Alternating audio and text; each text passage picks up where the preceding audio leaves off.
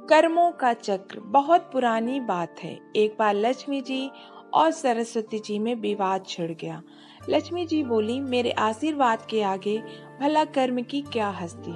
परंतु सरस्वती जी अपनी बात पर अड़ी थी कि हर एक को पिछले कर्मों का फल भोगना ही पड़ता है। दोनों में बहस छिड़ गई और अंत में लक्ष्मी जी ने कहा, हम दोनों चलकर लक्ष्मी जी के मंदिर में मूर्ति के पीछे छिप जाएं।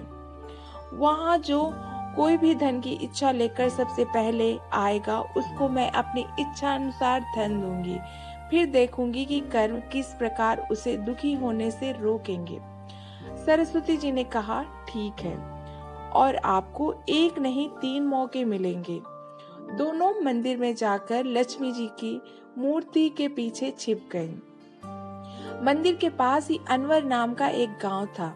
इसमें बलराम नाम का एक लकड़हारा अत्यंत गरीबी में अपने दिन काट रहा था। उसकी पत्नी का नाम सुनीति था। उसके एक पुत्र और एक पुत्री भी थे। वो प्रतिदिन लकड़ी काटता और पड़ोसियों के काम करके अपना पेट पालता था। परंतु 3 रोज से लगातार वर्षा हो रही थी, जिसके कारण वो घर से काम करने को ना जा सका तथा घर में अन्न का एक दाना ना ला सका। बालक भूख से व्याकुल थे और माता पिता विवश थे। दिन निकलते ही वर्षा रुकी और सुनीति ने कह सुनकर बलराम को काम की खोज में भेजा। बलराम ने वन में लकड़ी काटी और फूल जमा किए। फिर कुछ फूल लेकर वो लक्ष्मी जी के मंदिर की ओर चला। बलराम अत्यंत भाग्यवान था, क्योंकि वही पहला मनुष्य था जो कि उस मंदिर में सबसे पहले पहुंचा, जिसमें दोनों देवियां छिपी बैठी थी। बलराम ने मूर्ति की पूजा की, फूल चढ़ाए और धन के लिए हाथ जोड़कर प्रार्थना करने लगा। देवी लक्ष्मी ने उपयुक्त अवसर देकर मोहरों की वर्षा कर दी। बलराम आंखें फाड़ फाड़ कर देख रहा था कि ये कदा सत्य है अथवा स्वप्न है। बड़ी देर में उसे विश्वास हुआ कि देवी लक्ष्मी वास्तव में उस पर प्रसन्न हो गई हैं। मंदिर के कोनों में मिट्टी की एक हांडी रखी थी। सब मोहरे उसमें भरकर आनंद से उछलता हुआ वो अपने घर पहुंचा। बाहर से ही अपनी पत्नी को आवाज देनी शुरू की, देखा सुनीति क्या लाया हूँ। परंतु वो अपनी किसी पड़ोसी से आटा उधार मांगने गई हुई थी। वो उसे ढूंढने को बाहर चल दिया। थोड़ी देर में दोनों पति पत्नी वापस आ गए। बलराम तो खुशी खुशी सब बता रहा था, परंतु सुनीति उस पर विश्वास नहीं कर रही थी। घर में आकर दोनों ने देखा कि हांडी भर असरफियों तो क्या, एक भी असरफी नहीं है। बलराम कटे पेड़ की भांति गिर पड़ा और सुनीति उसे गालियां सुनाने लगी। अब वो बोलता भी क्या, चुप पड़ा रहा। अगले दिन प्रातःकाल वो फिर देवी के मंदिर पहुंचा। लक्ष्मी सोच रही थी कि बलराम अब धनी हो गया है, तवे बहुत सारी सामग्री लेकर पूजा करेगा। परंतु बलराम ने रो रो कर सारी कथा सुनाई।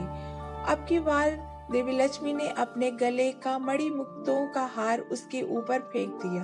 वो अत्यंत खुश होकर वहां से चल दिया। रास्ते में उसे ध्यान आया कि कल उसने धन मिलने पर निर्मल जल से स्नान करके पूजा नहीं की थी। शायद इसीलिए उसका कल वाला धन खो गया। वो सोचते ही वो सरोवर पर जा पहुंचा और हार को कुर्ते की जेब में भली भांति से बांधकर कपड़े जल के किनारे रख दिए और नहाने को घुस गया। जब वो सूर्य की ओर मुंह करके उसे जल दे रहा था, कपड़ों की ओर देखा तो उसकी कमर थी। हार जरा भी जेब में से चमक रहा था। मछली उसे कोई खाद्य पदार्थ वस्तु समझ चट से निकल गई। इधर बलराम स्नान से निवृत्त होकर आया तो हार को गायब देखकर रोने लगा। सब जगह उसने हार ढूंढा, पर वहाँ हार कहाँ। घर पहुंचकर उसने रोते रोते अपनी पत्नी को सब हाल सुनाया, परंतु उसने विश्वास करने की बजाय और उसे 4 बातें सुना दी। अगले दिन बलराम फिर देवी के मंदिर देर से पहुंचा। लक्ष्मी जी सरस्वती जी से कह रही थी, देखो आज बलराम नहीं आएगा, अब वो अमीर हो गया है। ये मनुष्य बड़े धूर्त होते हैं। परंतु कुछ ही क्षण पश्चात बलराम रोता हुआ आ पहुंचा और आकर सब हाल सुनाने लगा। देवी लक्ष्मी देवी सरस्वती से कहने लगी, ये मनुष्य बड़ा मूर्ख मालूम होता है।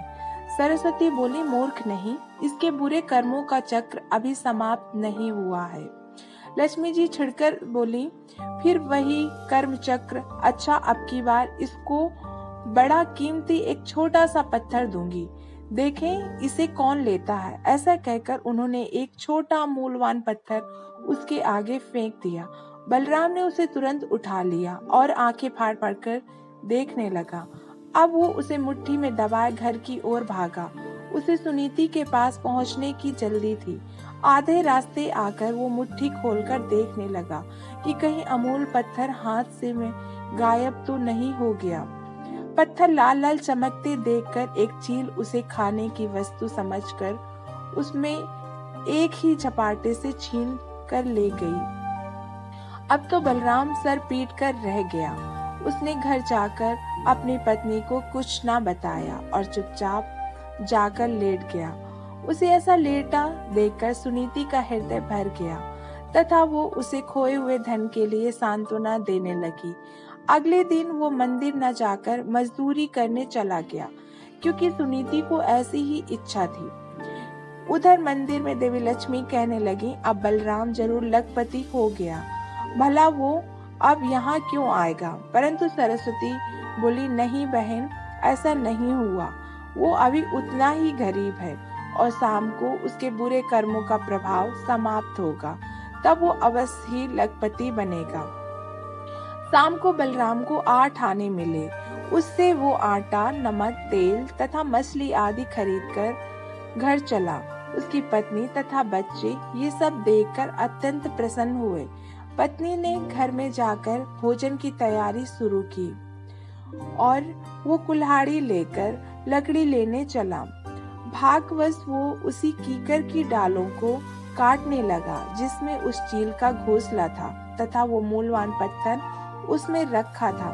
उसको देखते ही खुशी के मारे लकड़ी और कुल्हाड़ी सब छोड़कर घर की ओर भागा और कहता जा रहा था, सुनीति, चोर मिल गया, चोर मिल गया।